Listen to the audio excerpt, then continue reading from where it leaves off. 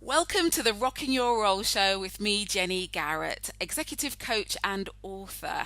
I'm really looking forward to our conversation today with Jackee Holder.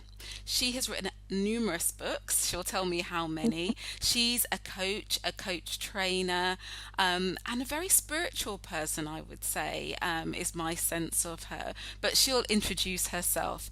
I'm sure she's going to have lots of insights into being a woman in business, but being a woman in life, that will be able to help you and me. So welcome, Jackee Holder. How are you? I'm really good, Jenny. Really lovely to be on your show. Thanks so much for inviting me. I'm really excited. Yeah. It's always it's always good to speak to you. We've actually known each other for quite some time now, haven't we? Yeah.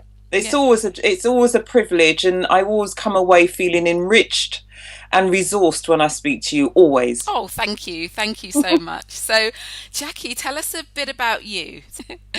Well, it's quite difficult sometimes for not only myself, but for a lot of women to describe themselves, because I think we're very multi-talented and very multifaceted as women. And I am one of those individuals that in terms of my working life, I don't I find it hard to kind of put myself into a niche. Mm, So I'm just gonna and sometimes when I go to parties or networking meetings and people say what I do, this idea of getting it into a sound bite, yes, yeah, it doesn't actually work for me because no, I would describe myself as having a portfolio career. right, So I'll just kind of just say very briefly the kind of main areas that I work in. okay, So one area that I work in, you describe me as a coach, and mm, that's how we know each other because we both yes, trained on a brilliant coaching program at Lancaster University where we met. So I work in a variety of sectors. The National Health Service, in the public sector, in the creative arts sectors. I work as what you call a business coach, a leadership coach, a management coach. right, But ultimately, what that boils down to is that I work individually with managers, senior leaders at board level, and I also work with teams on bringing out the best in people. mm, Think about, like, I'm driving my car down the road. We want to make sure that our car's got oil in, it's got enough gas in. We want to make sure that everything is in working order.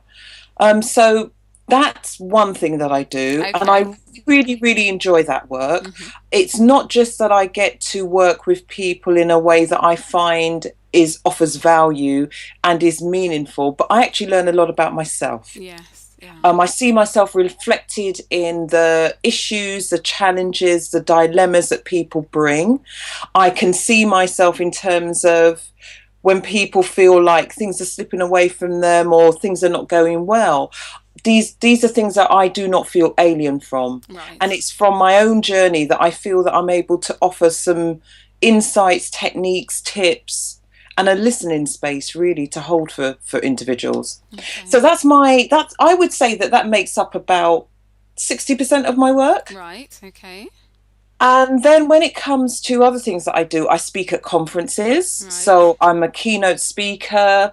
I'm very good at facilitating and opening up events. Mm, So I have this ability to I can really facilitate spaces and large groups of people and get them to connect very quickly in a yes. way that people establish rapport with each Mm, other. yeah. So The thing that you do, apart from connection, is you get everyone present. That well, that's yeah. what I feel I take from you. So I love it when you open an event because I'm there in the room by the time you finish doing that. I'm really there. I'm not still thinking about my shopping list. I'm not thinking about the other things I have to do. You ground people in the room, and I think that's a really powerful role to be able to do. Well, I think it makes us be better people. Yes. And I think it allows us to bring more to our work and to our organizations and to our relationships. Mm, I think that the more organizations that allow people to access that ability to be present, the better our organizations are going to be. yes. Yeah. And I certainly find that it makes me a better person. I have my flaws, I have my faults, I have my weak points, I also have my strengths. And, often when we allow ourselves to be present, we can hold those things very differently. Mm, We're not judging them harshly. And I mean, I love the work that you do with Rocking Your Role. And it is very much about women being able to accept all those parts of themselves and not Yes. push one away. Sometimes, it can be really easy to want to present ourselves as if we've got everything sorted out, Yes. like we know what we're doing all the time. Well, often we don't always feel that, and it's actually by going through the process and the ability to be present that allows us to really make a kind of breakthrough in lots of areas. Yeah. And I just think it makes a real difference. Yes, and I think recently I've heard a lot of people speak, and the people who have spoken who have really resonated and their message has stayed with me are the Yeah, people who've shared their flaws, not just their perfections. absolutely. Shared when it hasn't gone well, shared the muddle that life is. Yeah. And yeah, I definitely agree that we need a lot more of that. So we've got coaching, we've got speaking and facilitating events, and tell us more. Well, I could not leave this call really Mm, without sharing my absolute passion, which is I am an author. I'm an mm, author of 3 books. right. And I would say at the heart of my work, the way in which I find, if we think about, we all have different doorways Mm, to find the best way that we communicate and express ourselves in the world. I think that my way, the way that I have found and which really allows me to be myself, is through writing. right. So the creatively expressing myself as a writer is a way in which I feel I can be much more authentic. People look at me, think I'm a bit of an extrovert, but actually I'm an introvert. So Okay. if we look at my Myers-Briggs, I'm an introvert who has learnt to be an extrovert. Right. I absolutely am very protective of solitude Mm, and time alone. okay. That allows me to be, one, very present with other people and actually be in the company of others without feeling that I'm giving myself away. Yes, I understand that. Because when I have a lot more space and time for myself, it means I come back to myself. Yes. And what happens for me in writing, so whether that's writing a book, I've written 3 books, whether that's writing articles, whether that is writing for my web, writing for my work. So you and I, in terms of our work as trainers and coaches, we have between us generated a lot of written work Yes. that underpins and supports the training and the facilitation and the coaching that we do. Mm, It's a way that I can distill out my thoughts, my thinking, my experiences, my expertise, my wisdom, my insights, and it's my best way of finding connection and mm. sharing with others. And I'm finding that I'm bringing more and more of that into my work. Wow. Wow. Today I've just done two coaching sessions. I had a supervision session, coaching session, and writing featured amazingly in both of them. Right. One, I arrived with no resources, and all I had was a Metro magazine, and I used that and invited the person I was supervising to find words that described their year. Okay. Right. Absolutely loved it. I didn't have my pack of cards, Mm. all my creative goodies, Yes. but I just used the resources that I had. And they said that that was so enriching for them to spend that time. And they went away and sat on their own for 15 minutes, pulled out their words, and created this 2 kind of creative visual maps of, their reflections on their year. Wow. Mm. And for me, that's my language. Yes. Has it always been the case? Have you always, has writing always been something, from as a child that you found solace in, that you found a way of communicating or expressing yourself? Really good question. Recently, I wrote a blog. Mm. I found out that my local library that I grew up with, which was opened up in 1971, when Yes. I think I was 6 or 7. Okay. That was my sanctuary. Ah, I right. could walk to that library. It Yes. was the most iconic library. It was a bit a mixture of 70s Gaudi, beautiful library. Mm. Slate, it had marble, it had an atrium in the middle. It was modern, it was clean, it was beautiful lines. It was a space that it invited the muses. Yes. I grew up there. I would go there almost every day. And I remember the thing that first took me to my local library was I had a brilliant teacher at primary school. Her name was Mrs. Hines. Yes. And every Friday she would read a chapter or two from a book. And she was reading Enid Blyton's Famous Five. Okay. She got me so excited about the book. I could not wait for her to read the next chapter. Yes. Yeah. So I made my mom walk me down to the library, and Mm. I couldn't remember the name of the book. Oh. So what happened was the librarian got out the Famous Five, she got out the Secret Seven, and she made me flick through them until I kind of found a semblance or a resemblance of the story that, I could relate to. But actually what happened was I got out 4 books and I kind of devoured them over. So in a way, Yes. there started my love of Mm. writing, my love of books. Yes. It's where I felt safe. It's where I felt like I could express myself. The librarians got to know me at my library, and it was my little sanctuary. And just thinking about your teacher, Mrs. Hines, do you think she had any idea about the power, the influence she had, what role model or inspiration she was for you in your life? Well, do you know what? Really interesting and great question, Jenny, Mm. because Mrs. Hines actually lived in the next road to me. Ah, right. Okay. And so what happened, I very rarely saw her when I was young, Hmm. because teachers, you're Yes, in a different world as a absolutely. child. Mm. I hit secondary school, I would Yes. see her, Mm. and it was an absolute, like when you would always delight when you saw your teacher, and she would always stop, Yes. spend 5, 10 minutes asking me how I was, how I was doing. Yes. And then by the time I hit college, obviously I got into other things, so I Yes. I didn't see her as much because I was often out doing my own thing. For those who are listening, she said, I got into other things, and she's shaking her head, and it looks like she was a naughty girl. I don't know what she got I up was to. partying, boyfriend, all of that kind of stuff. So I was in the neighbourhood less and less. Yes. And what was interesting was that I dedicated my first book to her. Oh, wonderful. And when I was in Barbados last year, I went to see my mum at Christmas. Hmm.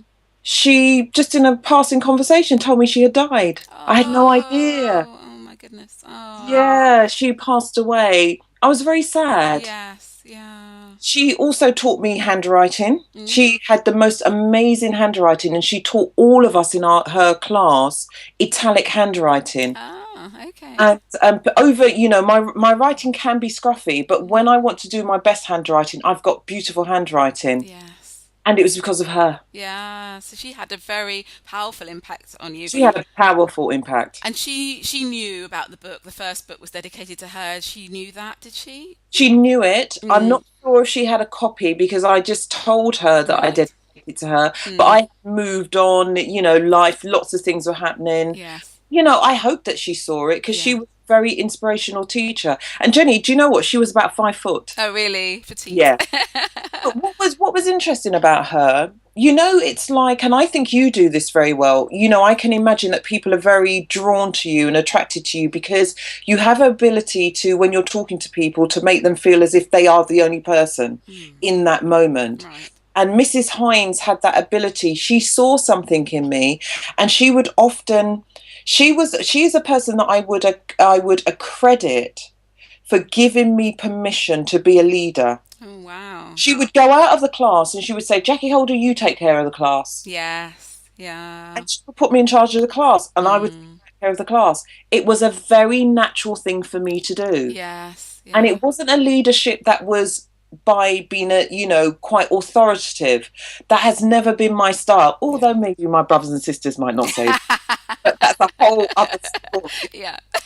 But certainly when I come into, different environments, I access more of my feminine energy. And Yes. and I think as rocking your role women, Mm. it is about bringing that feminine and that masculine energy together. We Yes. should not actually shy away from that masculine energy. I think No. there is it feeds us, there is a purpose for it, and there is good in it. But I know that in terms of developing my leadership, it was just a natural, easy style that I had. Yeah. And people often say that about me. Yes. I said Yeah. it today. They said, you have a very gentle way, the way you lead. Yeah. People might look at you and make an assumption about you, but actually, when we allow ourselves to be ourselves very quickly, people will see that, what they might have considered at face value, there is more. Yeah. Yeah. And that's the beauty about bringing our real selves to the table. Yeah, a few things are really I'm picking up from having a conversation with you. I finding really, really interesting. The first is finding that person who believes in you, that person who lifts you higher and has, either introduces you to different things, like Yeah. reading or whatever, or who kind of shows you, what, you can do more than maybe you anticipated for yourself. Mhm. And either identifying those points or seeking that person out. Mhm. Although it's really great to find things within ourselves, sometimes it takes someone on the outside to point it out to us, doesn't it? Yeah. And I think for women who are in business or women in life generally, exposing yourself to the opportunity for someone to be able to give you some feedback, whether, some feedback that maybe you didn't anticipate, be able to say to you, what, I believe you could be a writer. I believe you can lead, and giving you permission to do that. And but also, this thing about permission is really important, because sometimes we need someone else to give us permission. I agree, and particularly if you're a Yeah. child in a classroom. But sometimes the only thing that's holding us back is ourselves giving ourselves permission. Yeah. Yeah. Definitely. I definitely agree with that. Were you going to ask a question? I was going to ask if that has you come across that for yourself or in your work? Has that played a role, either in your business or in your life, or where you'd like to share it, really?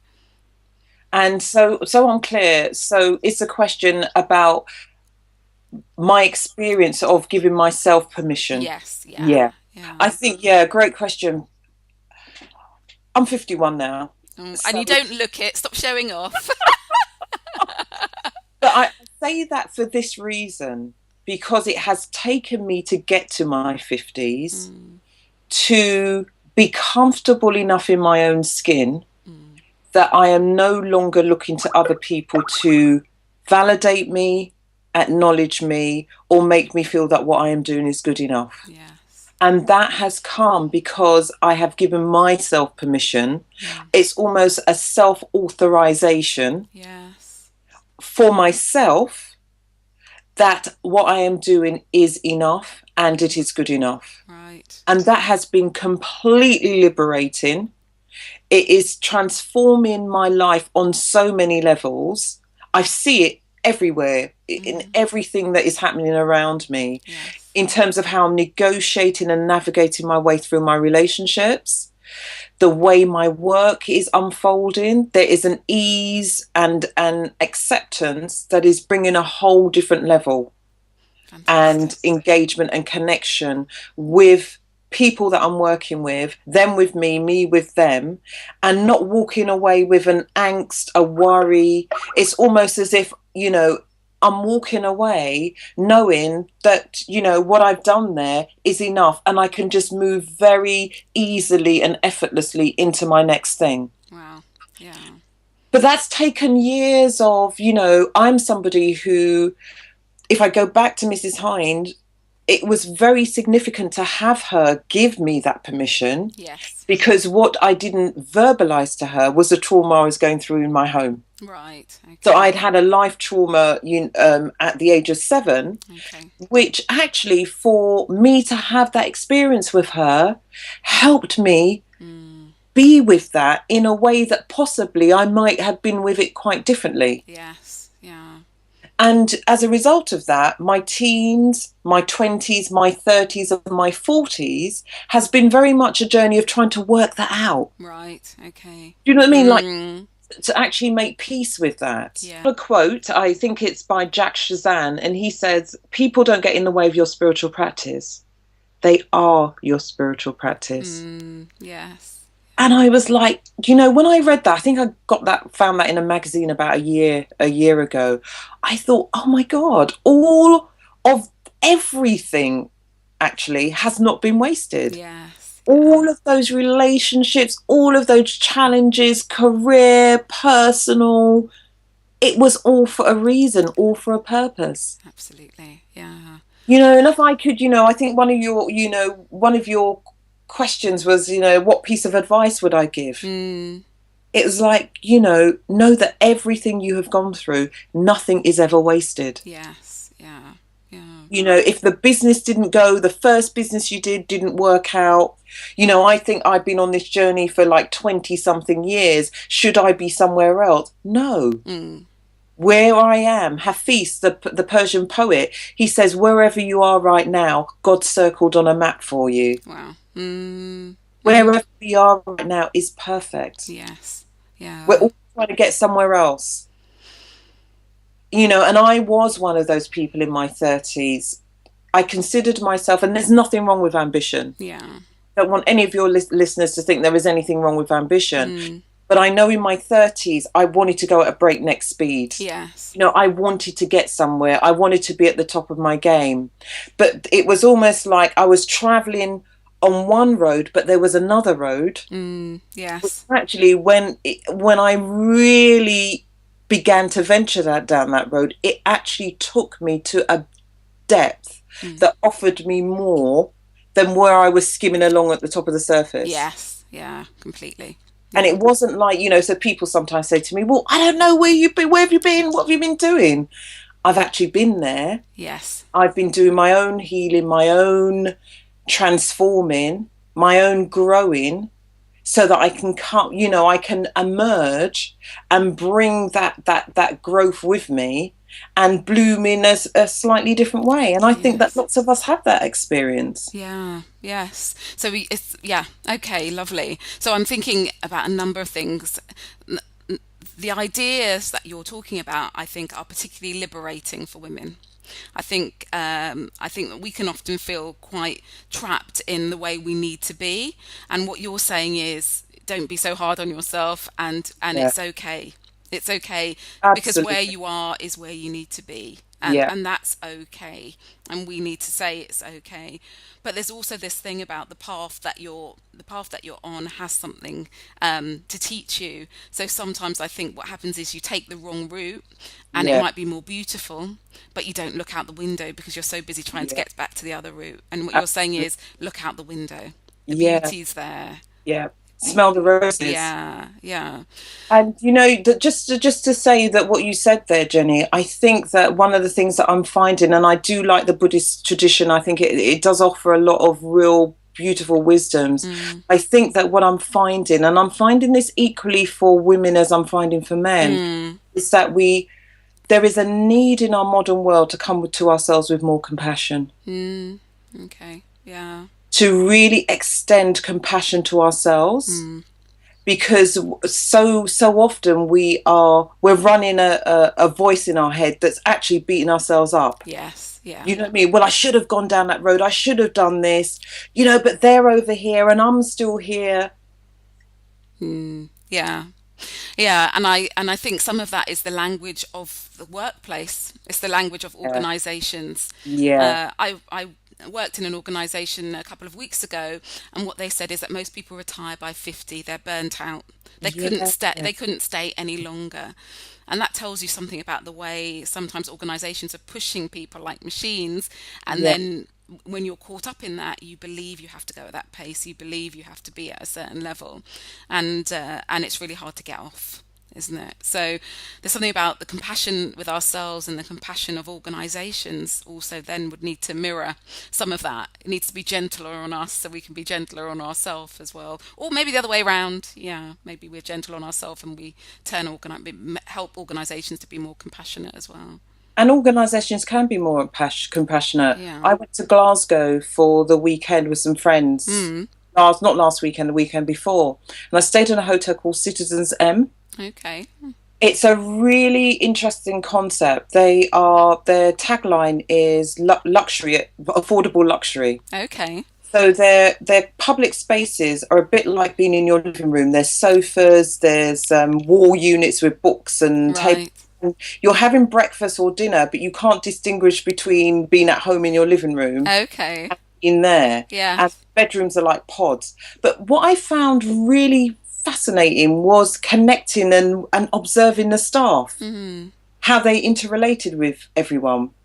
And I came downstairs. I got asked to write an article on Nelson Mandela, and I didn't have my laptop or anything. Ah, right. So I had to do it on sneak away from the sort of the party and do Yes. it on my iPhone. And I was sitting there, on one of their lovely tables doing it on my iPhone, and every single staff member that went past me stopped to ask me how I was doing. Oh, Not only yes. stopped to ask how I was doing, they genuinely wanted to have a conversation. Yes. Say to myself, they were very Mm. engaged with me. Yeah, coming to the end of our interview. I'm so sorry because we've got so much to say. I knew it was going to be a problem. I knew it was going to be a How problem can you shut because her up? How can it's you not shut her even up? how could I show you. I'd love to talk to you forever because there's so much to say. It's really been a joy. I think people will have got a sense of you and that there's so much more to know. And if you just let us know the name of your three books and also how people can get hold of you. Okay, so I'll start with the books. Mm-hmm. So my newest book is 49 Ways to Write Yourself Well. Mm-hmm. Okay. My book before that was Be Your Own Best Life Coach. Right. And my first book was Soul Purpose. Lovely. Lovely. You can find me on my website. I've got two websites. So my first website is www.jackee, and my name Jackee is spelled JACKEE, Holder, HOLDER.com. Fantastic. And then my second website is www.writeyourselfwell.com. Wonderful. Wonderful. And if you go onto Jackee Holder, you can find lots of free resources to download around just really generating your writing and your creativity. And I can back up the fact that Jackee is a prolific writer and also a very generous giver in terms of what you'll find. So I would recommend you seek her out and engage. Thank you so much, Jackee. It's been brilliant. I've really enjoyed it. I'm left I've loved feeling you. enriched and keep rocking your role in work and life, which I know you will do. Thank Thanks you. so much, Jen. No problem. Bye.